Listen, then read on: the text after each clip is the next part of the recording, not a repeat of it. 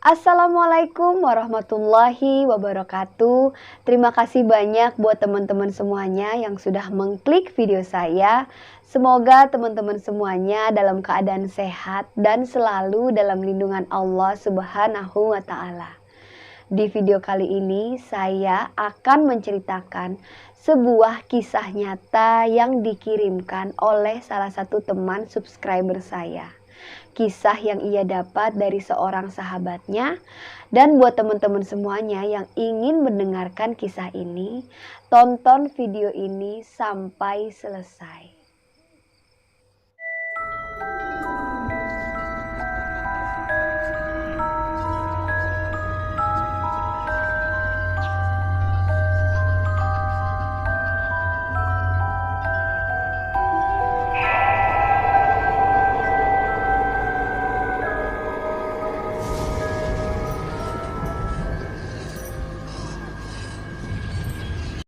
Kisah ini terjadi pada tahun 2010 yang lalu.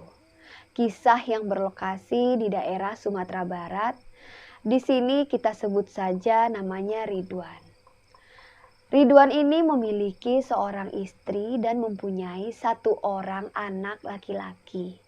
Anak laki-lakinya berumur kurang lebih 7 tahun. Pada saat itu Ridwan terbilang cukup sukses. Dikarenakan memang pada saat itu Ridwan meneruskan usaha dari orang tuanya. Jadi memang usaha dari orang tua Ridwan ini adalah mempunyai toko bangunan. Bukan hanya memiliki satu toko, namun orang tua Ridwan ini memiliki beberapa toko. Dan memang di sini Ridwan ini adalah anak sematawayang. Jadi usaha dari orang tua Ridwan ini diteruskan oleh Ridwan. Pada saat Ridwan menikah, kondisi keuangan Ridwan sudah cukup mapan. Sebelum menikah, Ridwan telah mempunyai satu rumah dan memiliki satu mobil. Jadi memang Ridwan ini boleh dikatakan dari keluarga yang berkecukupan. Nah, setelah orang tuanya meninggal, usaha dari orang tua Ridwan ini diambil alih oleh Ridwan. Ada beberapa toko bangunan yang dikelola oleh Ridwan dan semuanya berjalan dengan lancar. Setelah kurang lebih 3 tahun orang tua Ridwan meninggal dunia dan usaha toko bangunan diambil alih oleh Ridwan. Di sini Ridwan mengalami penurunan dalam penjualan dari tokonya. Jadi pada saat omset dari toko bangunan Ridwan menurun, di sini Ridwan merasa seperti kurang berpengalaman dalam menjalankan usaha yang telah dititipkan ayahnya kepada beliau. Ketika omset toko bangunan Ridwan menurun, Ridwan pun seketika kembali bersemangat dikarenakan Ridwan mengingat pesan dari kedua orang tuanya. Beliau mengatakan, tolong dijaga usaha turun-menurun dari keluarganya ini baik-baik. Jangan sampai Ridwan mengecewakan kedua orang tuanya. Nah, di sini Ridwan kembali bersemangat dan berusaha bagaimana cara untuk menaikkan kembali omset dari toko bangunan mereka. Ketika semangat Ridwan mulai muncul, ternyata usaha yang ia lakukan tidak sesuai dengan harapan. Jadi memang yang namanya usaha ada pasang surutnya. Di sini Ridwan berpikir keras bagaimana caranya untuk menutupi hutang-hutang yang telah ia pinjam untuk membayar gaji karyawan dari toko mereka. Dan akhirnya Ridwan menceritakan masalah ini kepada istrinya. Dan istri Ridwan pun menyarankan untuk menjual salah satu toko bangunan yang dimiliki oleh orang tua Ridwan. Namun di sini Ridwan menolaknya secara terang-terangan. Setelah masukan dari istrinya tidak didengarkan oleh Ridwan, akhirnya Ridwan bertemu dengan sahabat kecilnya. Di sini Ridwan menceritakan masalah yang tengah ia hadapi. Dan sahabat Ridwan pun sependapat dengan istri Ridwan. Sahabat Ridwan mengatakan, Sepertinya tidak masalah bila dijual satu toko yang Ridwan miliki, agar Ridwan bisa menutupi hutang-hutang yang ia pinjam untuk menutupi gaji karyawannya. Namun di sini Ridwan masih bersikeras tidak ingin menjual toko milik orang tuanya. Dikarenakan memang amanah dari orang tua Ridwan.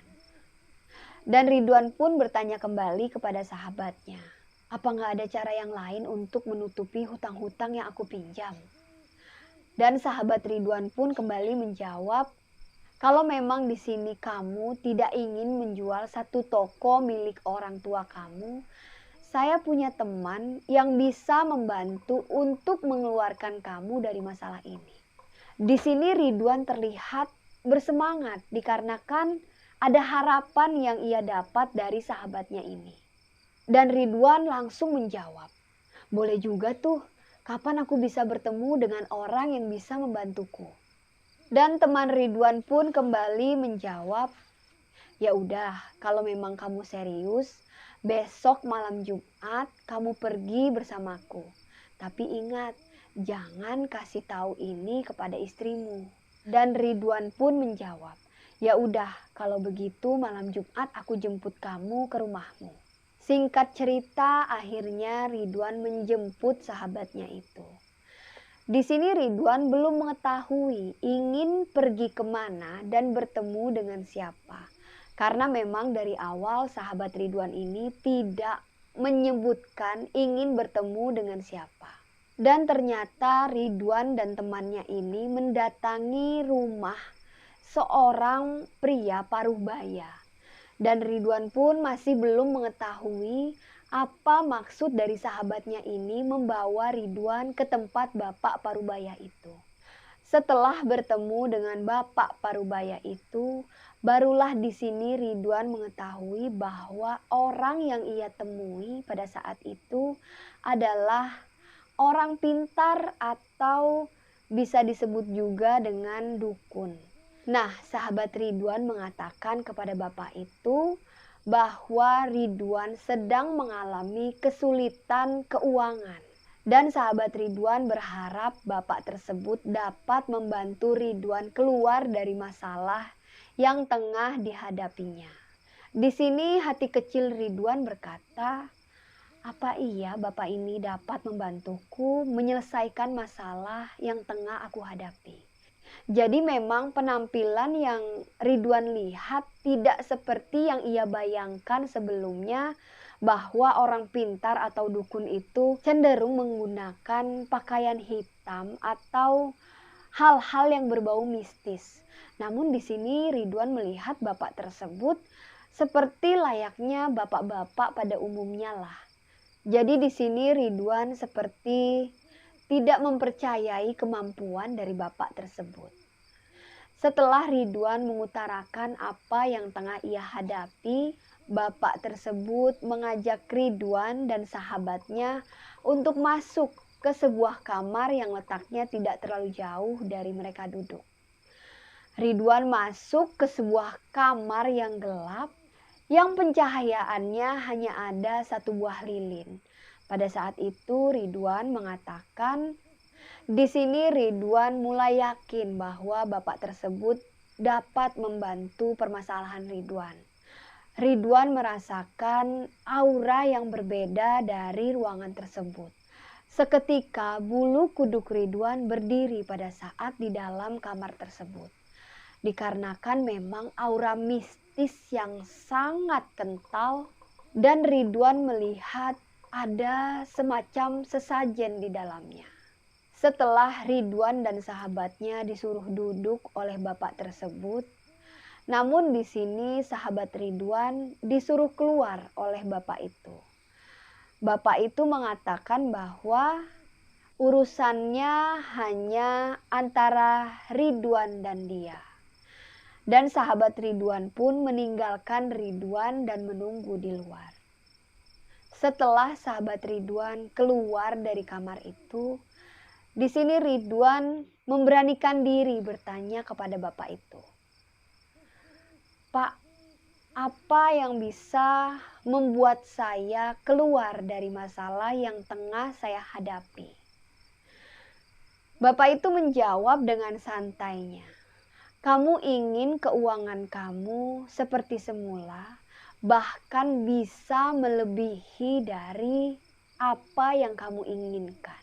Mendengar perkataan Bapak itu, Ridwan langsung menjawab, "Saya mau, Pak. Karena memang pada saat ini saya sangat membutuhkan uang untuk membayar hutang-hutang." Setelah Ridwan mengucapkan kata mau, Bapak itu langsung mengatakan, "Apa yang kamu dapat tidaklah gratis. Saya bisa memberikan apa yang kamu mau, bahkan lebih. Namun harus ada yang menjadi tumbalnya." Ridwan kaget dan menjawab, "Tumbal? Maksudnya gimana ya, Pak?" Karena sebelumnya memang Ridwan tidak mengetahui apa yang namanya dukun atau dunia gaib lah. Di sini Ridwan langsung menjawab, "Maksudnya tumbal itu apa ya, Pak?" "Setelah kamu mengucapkan mau, berarti kamu menyetujui apa yang telah kita sepakati. Setelah saya memberikan apa yang kamu inginkan, kamu harus memberikan apa yang saya inginkan. Dan saya menginginkan anak kamu sebagai tumbalnya." Ridwan seketika langsung berdiri dan mengucapkan tidak setuju apa yang telah dikatakan oleh Bapak itu. "Mana mungkin saya menumbalkan anak sematawayang saya, Pak. Dia adalah anak satu-satunya dan saya sangat menyayangi anak saya." Ridwan mengatakan itu sambil bergetar dan menahan air mata. Dan Bapak itu dengan santainya menjawab, "Kamu telah menyetujui apa yang telah saya ucapkan sebelumnya. Perjanjian yang telah dibuat tidak dapat dibatalkan. Dan kamu bakal melihat dalam 4 hari ke depan. Apa yang kamu mau, semuanya akan segera terwujud, bahkan lebih yang dari kamu inginkan." Ridwan bergegas meninggalkan kamar itu dan langsung menarik sahabatnya untuk meninggalkan rumah tersebut. Di dalam perjalanan pulang menuju rumah, di dalam mobil Ridwan marah kepada sahabatnya. Kenapa Ridwan diantarkan ke rumah dukun itu? Dan sahabat Ridwan tidak mengetahui apa yang telah terjadi di dalam kamar tersebut. Di sini Ridwan tidak menceritakan kepada sahabatnya apa yang telah ia ucapkan ke dukun tersebut. Setibanya di rumah, Ridwan langsung memeluk anaknya dan menangis. Di sini memang karena Ridwan anak sematawayang dan Ridwan pun juga baru memiliki seorang putra. Ridwan memeluk anaknya yang tengah tertidur lelap dan melihat wajah anaknya. "Mana mungkin aku rela menumbalkan anakku sendiri demi menutupi hutang-hutang yang aku punya." Ridwan seperti ingin melupakan kejadian yang barusan ia alami. Dan istrinya pun menanyakan kenapa Ridwan menangis. Dan Ridwan tidak menceritakan kepada istrinya apa yang barusan ia alami. Setelah kejadian Ridwan bertemu dengan dukun tersebut, hari-hari Ridwan sepertinya dihantui oleh kata-kata yang ia ucapkan kepada dukun tersebut. Jadi memang setiap hari Ridwan tidak tenang dan selalu dihantui rasa takut. Dan benar saja, apa yang diucapkan oleh dukun tersebut semuanya terjadi. Toko yang tadinya sepi tiba-tiba mulai ramai dan sampai kebanjiran orderan. Pelanggan yang tadinya pergi sekarang kembali dan memesan barang bangunan kepada Ridwan 2 kali bahkan 3 kali lipat dari biasanya. Nah, di sini Ridwan seperti lupa akan janji yang telah ia ucapkan kepada dukun tersebut.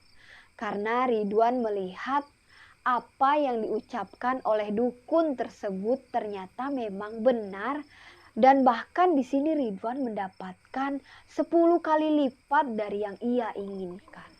Setelah 1 bulan berjalan, semua hutang-hutang Ridwan pun terbayar. Bahkan kehidupan Ridwan pun berubah total. Yang tadinya Ridwan hanya memiliki 1 rumah, dalam 1 bulan Ridwan dapat membeli rumah yang kedua.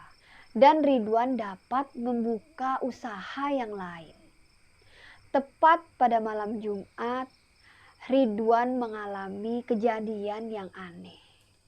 Pada saat ia hendak tidur, tiba-tiba Ridwan melihat sosok bapak yang ia datangi bersama sahabatnya itu. Bapak tersebut datang tiba-tiba di hadapan Ridwan dan mengatakan, "Apa yang kamu inginkan telah saya berikan. Sekarang saya akan mengambil apa yang akan menjadi milik saya." Mendengar perkataan itu, Ridwan seperti tidak terima dan mengatakan, "Saya tidak akan memberikan anak saya kepada Bapak." Dan bapak itu pun kembali mengatakan, "Jika kamu mengingkari perjanjian yang telah kamu ucapkan, petaka akan datang menghampirimu." Tiba-tiba bapak itu pun hilang dari pandangan Ridwan. Di sini Ridwan seperti menyepelekan apa yang diucapkan oleh bapak tersebut. Singkat cerita, kurang lebih 1 minggu setelah Ridwan didatangi oleh bapak tersebut, tiba-tiba Ridwan kehilangan istri tercintanya dengan keadaan yang sangat menyedihkan. Istri Ridwan ditemukan oleh Ridwan di kamar mandi dengan keadaan setengah badannya terbakar. Jelas di sini Ridwan tidak mempercayai apa yang ia lihat. Dikarenakan memang pada saat itu istri Ridwan sedang mandi. Jadi memang hal yang tidak masuk akal jika istrinya meninggal dalam keadaan setengah badannya terbakar. Barulah Ridwan menyadari bahwa kata-kata yang diucapkan oleh bapak tersebut benar adanya. Petaka akan datang menghampiri Ridwan jika Ridwan tidak menepati janjinya. Ridwan sangat terpukul dikarenakan kehilangan istri tercintanya. Ridwan mengetahui istrinya meninggal dunia dikarenakan Ridwan yang mengingkari janji yang telah ia buat. Setelah istrinya meninggal dunia, perasaan Ridwan semakin ketakutan. Ridwan sepertinya ingin membawa pergi anak sematawayangnya itu, namun di sini Ridwan sadar, kemanapun membawa anaknya pergi, sosok bapak itu pasti akan menghampiri. Setelah kehilangan istri tercintanya, keadaan ekonomi Ridwan kembali terpuruk. Di sini toko yang biasanya ramai, tiba-tiba toko tersebut mendadak sepi. Bukan cuma 1 toko, namun semua toko milik Ridwan pun di sini sepi pelanggan. Di sini Ridwan kembali terpuruk. Ridwan menyalahkan dirinya sendiri. Ridwan mengatakan kepada dirinya, "Andai saja aku tidak gegabah dalam mengambil keputusan, mungkin saja hal yang sekarang aku alami tidak akan terjadi. Aku tidak akan kehilangan istri tercintaku dan sekarang nyawa anak satu-satunya pun terancam." Singkat cerita, keuangan dari Ridwan pun semakin terpuruk. Dan akhirnya Ridwan memutuskan untuk menjual beberapa toko bangunan milik orang tuanya.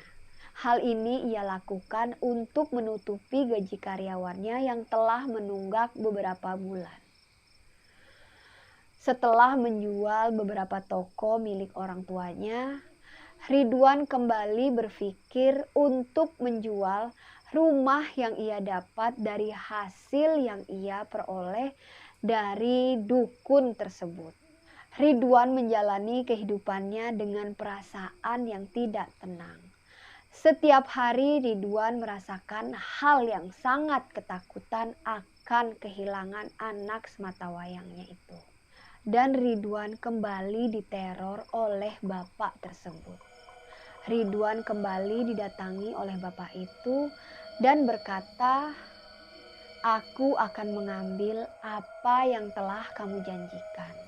Kemanapun kamu pergi, kamu tidak akan pernah bisa lari dari perjanjian yang telah kamu ucapkan." Sontak Ridwan kembali marah. Ridwan mengatakan, "Aku tidak akan memberikan anak satu-satunya kepada kamu. Aku akan menggantikannya dengan harta yang telah aku miliki." Bapak itu tertawa sambil berkata, "Aku tidak butuh harta kekayaanmu. Aku hanya ingin menagih janji yang telah kamu ucapkan." Seketika bapak itu pun hilang dari pandangan Ridwan.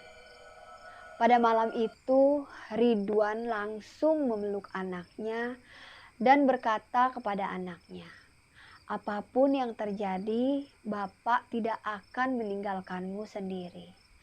Kemanapun kamu pergi, Bapak akan ikut dengan kamu." Setelah kejadian tersebut, hampir setiap malam Ridwan didatangi oleh sosok makhluk yang sangat menyeramkan. Sosok yang Ridwan lihat tinggi besar dengan rambut yang panjang, mata yang merah, serta taring yang tajam. Sosok tersebut seperti ingin mengambil anak dari Ridwan. Namun di sini setiap kali Ridwan ingin mencegah sosok tersebut menghampiri anaknya, seketika badan Ridwan seperti sulit digerakkan, seperti kaku dan tidak bisa berkata apa-apa. Setelah Ridwan berusaha untuk mengagetkan tubuhnya sendiri, tiba-tiba sosok itu hilang. Dan kejadian itu hampir setiap malam selama 3 hari berturut-turut. Setelah merasa dirinya seperti diteror, akhirnya Ridwan memutuskan untuk membawa anaknya pindah ke tempat yang lain. Pada malam itu Ridwan seperti tergesa-gesa dan ingin segera membawa anaknya tersebut pergi dari rumah itu. Pada saat di perjalanan, tak henti-hentinya Ridwan menangis sambil melihat ke arah anaknya yang tak berdosa itu. Ridwan selalu mengatakan, "Maafkan Bapak, Nak. Maafkan kebodohan Bapak. Bapak yang salah. Bapak yang bodoh."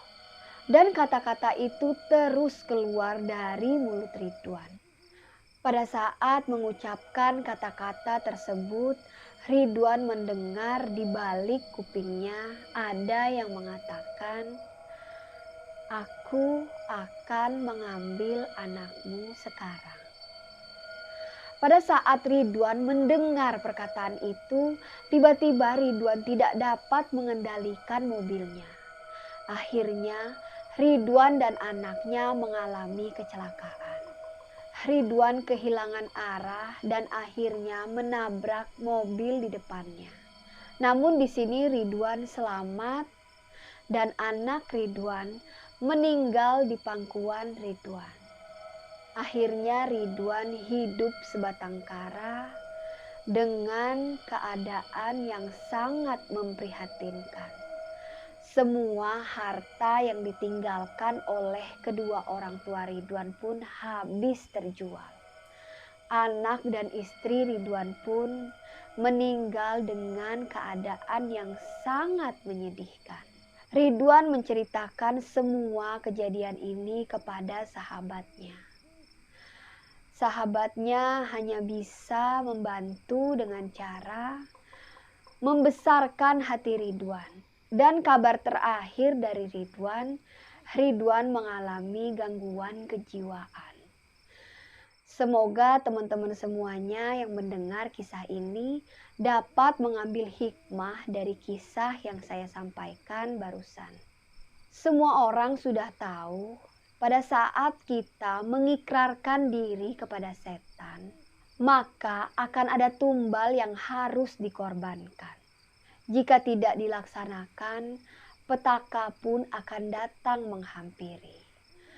Entah secara langsung maupun secara perlahan. Namun yang pasti, petaka itu pasti akan datang menghampiri. Sampai di sini kisah yang dapat saya sampaikan dalam video saya kali ini.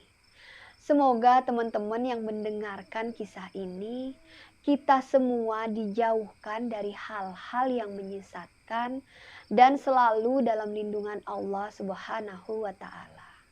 Terima kasih banyak buat teman subscriber saya yang telah mengirimkan cerita ini kepada saya dan diperbolehkan untuk diceritakan kembali di channel YouTube saya.